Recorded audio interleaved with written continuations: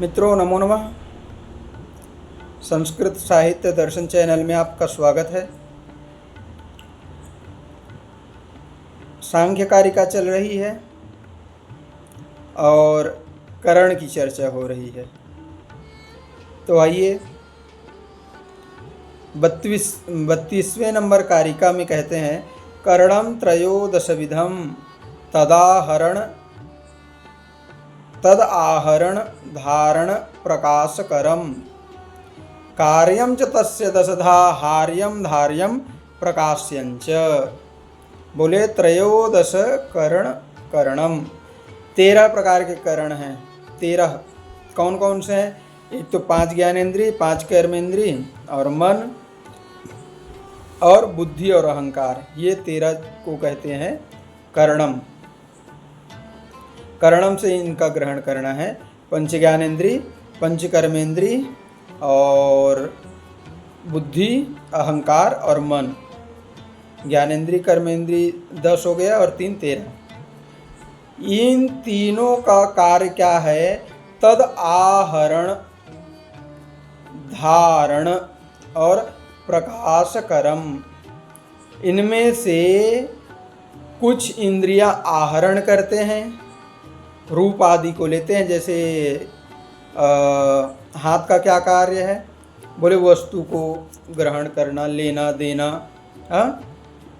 और धारण करना, जैसे कुछ वस्तु को धारण करना।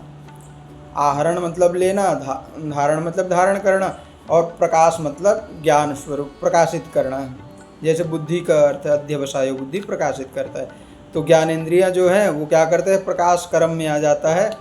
और कर्मेंद्रियां जो होता है आहरण और धारण करते हैं। कार्यम च तस्य 10 प्रकार के इनके कार्य है। और आहार्यम धार्यम प्रकाश्यंच, ये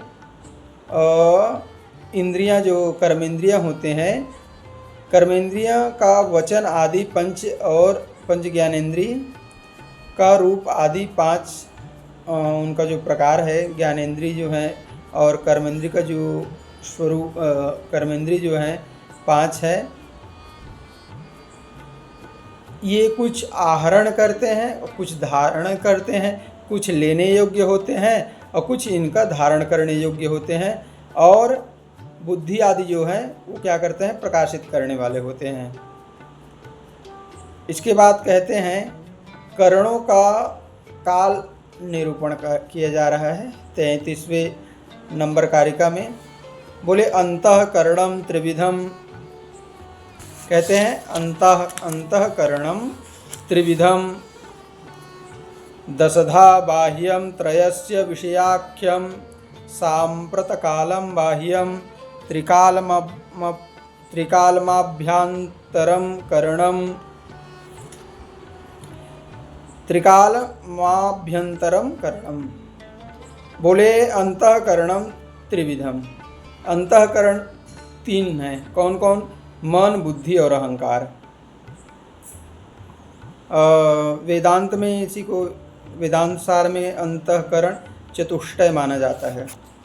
वहाँ एक चित्त को भी ग्रहण कर लिया जाता है, मन, बुद्धि, चित्त और अहंकार ऐसा। परंतु यहाँ अंतःकरणम त्रिविधम, 3 प्रकार के अंतःकरण को स्वीकार किया गया है। 10धा बाह्यम, और जो 10 ज्ञानेंद्रिय कर्मेंद्रिय है ये बाह्य है, अर्थात बाहर जो दिखाई देता है। जैसे आँख, कान, नाक, मुख आदि। आँख बाहर बाह्य इंद्रिय हैं। कर्ण बाहर से दिखाई देता है नहीं। और अंतःकरण जो होता है, अंतःकरणम त्रिविधम, 3 प्रकार के हैं। अंतःकर्माणि कुर्वन्ति अथवा अंतः कार्यम करोति, अंदर से जो कार्य करते हैं उनको अंतःकरण कहा जाता है। ऐसा मैं कहीं पास पढ़ा था। तो ये जो बाह्य 10 इंद्रिय हैं, पंच ज्ञानेंद्रिय, पंच कर्मेंद्रिय, त्रयस्य विषयाख्यम, ये इनके विषय होते हैं। मन, बुद्धि, अहंकार तथा इन्हीं तीनों अंतःकरणों के विषयभूत बाह्यकरण 10 करण हैं। जिसमें 5 ज्ञानेंद्रिय आते हैं, 5 ज्ञानेंद्रिय और 5 कर्मेंद्रिय आते हैं। सांप्रत कालम बाह्यम, बाह्यकरण केवल वर्तमान काल के विषयों का ही ग्रहण करता है। जैसे रूप है, आँख है, जो देखता है सामने में उसको, जैसे वीडियो आप देख रहे हैं मोबाइल के माध्यम से अथवा लैपटॉप के माध्यम से अथवा किसी भी के माध्यम से, तो जो आपके सांप्रत कालम, जो वर्तमान में जो आपके पास है, उसको आप अपनी आँखों के साक्षात करते हैं। जैसे ये सामने है तो इसी को हम अपने हाथ से ग्रहण करते हैं। तो सांप्रत कालम अर्थात वर्तमान काल में जो रहता है उसको ये बाह्येंद्रिय जो हैं 10 इंद्रिय जो हैं वो ग्रहण करते हैं। और त्रिकालम आभ्यंतरम करणम, लेकिन जो ये 3 हैं, कौन कौन? बुद्धि, मन और अहंकार, ये त्रिकाला बाधित है। पहले भी मन सोच लेता है, अर्थात पूर्व के बारे में भी सोच लेता है, भविष्य में भी क्या होता है उसको भी सोच लेता है, और वर्तमान में भी क्या हो रहा है उसको भी बुद्धि निर्णय कर लेती है। मतलब तीनों कालों के बारे में मन और बुद्धि अहंकार जो है, ये तीनों कार्य के लिए, तीनों त्रिकाल के लिए ये क्या है? करणम, अर्थात तीनों काल के लिए, तीनों काल में इनकी गति होती है। और बाह्य इंद्रिय जो है अर्थात 10 इंद्रिय है वो सांप्रत कालम का अर्थ होता है वर्तमान काल में ही, परंतु भूत, भविष्य और वर्तमान, ये मन भूत में भी चले जाता है, भूतकाल में भी, भविष्य में भी रहता है, वर्तमान में भी चले जाता है। वर्तमान में क्या बनूंगा, क्या करूंगा, क्या खाऊंगा, क्या पीऊंगा, ऐसा भी वहाँ भी चले जाता है। भूत में कहाँ कहाँ गया था इसके भूतकाल में भी पहुँच जाता है, और वर्तमान में तो रहता ही है। परंतु आप अपने हाथ को कहो भूतकाल में जाओ, चलो, जब आप कक्षा 5 में थे तो जा पाएगा क्या? नहीं जा पाएगा। 10 साल के बाद जो अभी मान लो पौधा है अभी अथवा घर बन रहा है, तो 10 साल बाद कैसा होगा, चलो उसको बनाओ, ऐसा नहीं कर सकता। परंतु मन, बुद्धि और अहंकार, ये तीनों काल में इसकी गति होती है। अब इंद्रियों के विषय के बारे में बता रहे हैं। बुद्धिन्द्रियाणि तेषां पंच विशेषा विशेष विषयाणि वाग्भवति शब्द विषया, शेषाणि तु पंच विषयाणि। बोले बुद्धि इंद्रियाणि, बुद्धि जो पंच ज्ञानेंद्रिय हैं, तेषां पंच विशेषाः अविशेषाः विषयकाणि, इनके 5 विशेष और 5 अविशेष विषय होते हैं, विषयकाणि। स्थूल और सूक्ष्म जो होता है उसको देख पाते हैं, ऐसा लिखा है, जिससे हमारी ज्ञानेंद्रिय स्थूल शब्दादि विषय को ग्रहण करती है, ठीक है। और देवता तथा योनियों की ज्ञानेंद्रियां सूक्ष्म स्थूल दोनों प्रकार के शब्दादि विषयों को ग्रहण करती है। हमारे जो ज्ञानेंद्रिय हैं वो स्थूल स्वरूप को ग्रहण करती है, परंतु देवता अथवा योगिनियाँ जो होते हैं वो दोनों प्रकार के स्थूल और सूक्ष्म, स्थूल और सूक्ष्म यहाँ नहीं दिया गया है, विशेष और अविशेष विषय जो है ये यही है, स्थूल और सूक्ष्म, यही विशेष और अविशेष है। परंतु वाग भवति शब्द विषयाः, वाणी का केवल शब्द ही विषय है, वाणी का शब्द ही विषय है। कर्मेंद्रिय में आ जाता है, वाक, वाक्पाद पाणी उपस्थ, ये कर्मेंद्रिय है। शेषाणि तु पंच विषयकाणि, वाक का केवल शब्द में ही, अच्छा, वाणी से केवल शब्द ही बोला जा सकता है। अन्य जो 4 है उनके 5 विषय है। जैसे पाणी, हाथ का, हाथ अगर चाहे तो शब्द, स्पर्श, रूप, रस और गंध सभी विषय से समन्वित हो सकता है। जैसे मान लो आपके सामने में एक घट हो तो आप स्पर्श करें, शब्द का भी अनुभव होगा, शब्द को भी आप सुनेंगे, शब्द होगा टन आदि का आवाज़, आप घट का स्पर्श भी कर पाएंगे और रूप, घड़ा का एक स्वरूप होता है उसको भी आप जान पाएंगे। रस, घट निर्माण में जल की आवश्यकता होता है तो उसमें कुछ न कुछ रस होगा। और गंध तो मिट्टी से बनता है तो तत्र गंधवती पृथ्वी, मिट्टी अर्थात गंधवती पृथ्वी से बना है, इसलिए गंध वहाँ पाया जाएगा। ऐसा शेषाणी तो 4 जो विषय हैं अन्य जो है, इसमें 5 विषय प्राप्त होंगे, परंतु शब्द में केवल वाग विषय, वाग भवति शब्द विषयाः, वाणी में केवल शब्द रूपी एक विषय ही प्राप्त होते हैं। इसके बाद करण का स्वरूप बताया जा रहा है। करण क्या है? आइए, सान्तःकरणा बुद्धि सर्वं विषयम् अवगाह्यते यस्मात् तस्मात् त्रिविधं करणं द्वाराणि शेषाणि। बोले अंतःकरणा बुद्धि सर्वं विषयम् अवगम्यते यस्मात्। ये जो अंतःकरण हमारा है ना, मन, अहंकार, बुद्धि है नहीं, ये जो अंतःकरण है ये क्या करते हैं? तो बोले सर्वम, तीनों काल की जो बात है उस विषय को अवगाह्य ग्रहण करके क्या करता है? बुद्धिम समर्पयति, बुद्धि को ये देता है। अंतःकरण मन और अहंकार के साथ युक्त बुद्धि तीनों काल के विषयों का अवगाहन करती है। इसलिए ये तीनों करण, क्षम्यतां, पहले कुछ दूसरा बोल गया था। इसलिए ये तीनों करण द्वारी अर्थात द्वार के स्वामी है और अवशिष्ट 10 करण द्वार हैं।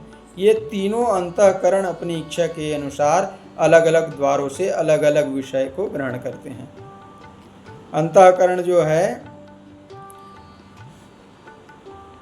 सभी विषयों को तीनों काल में अवगाहन कर लेता है, ग्रहण करता है अंतःकरण, मन, बुद्धि, चित्त, अहंकार। परंतु त्रिविधम करणम, वो कैसे ग्रहण करता है? बोले सभी विषयों का, ज्ञानेंद्रियों का भी और कर्मेंद्रियों का भी जो विषय है उसको ग्रहण करता है। जैसे रूप से ज्ञानेंद्रिय कर्मेंद्रिय क्या है? तो बोले द्वाराणी। यहाँ बड़ा अच्छी बात समझाया जा रहा है कि ज्ञानेंद्रिय कर्मेंद्रिय जो 10 है वो द्वाराणी है, क्योंकि ये द्वार है, आँख द्वार है, कान द्वार है, मुख द्वार आदि, ये द्वाराणी। और द्वारी का मतलब होता है द्वारस्य स्वामी, द्वार के जो स्वामी हैं, अर्थात अंतःकरण जो है इन द्वारों के माध्यम से ये तीनों ये विषयों का जो है ग्रहण करते हैं, स्वरूप विषय आदि को ग्रहण करते हैं।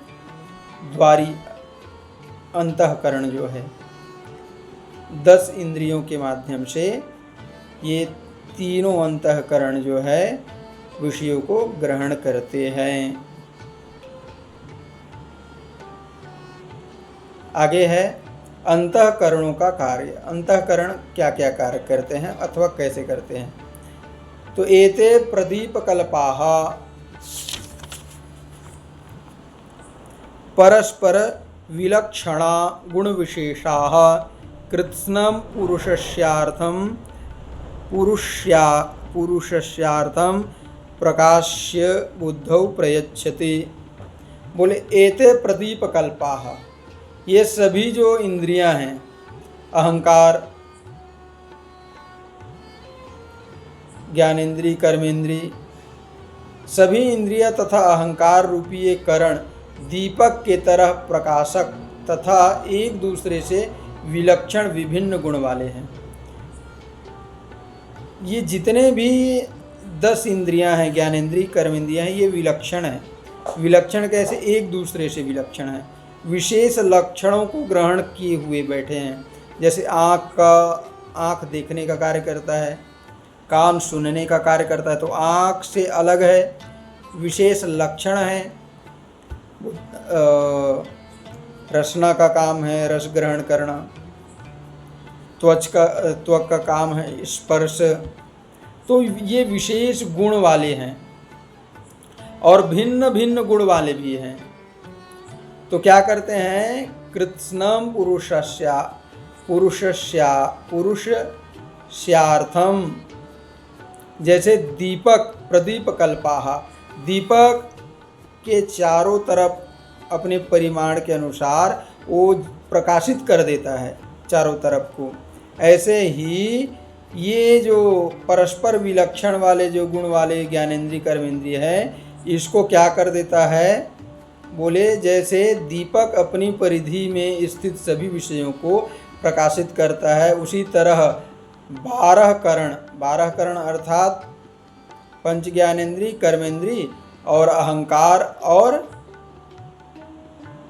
मन, ये 12 करण जो है संपूर्ण पुरुषार्थ को प्रकाशित करके बुद्धि को समर्पित कर देता है। बुद्धौ प्रयच्छति, ज्ञानेंद्रिय कर्मेंद्रिय अहंकार और मन, ये जो 12 अंतःकरण हैं, ये सभी ज्ञान को विषयों को प्रकाशित करके ये बुद्धि को समर्पित कर देता है। प्रयच्छन्ति।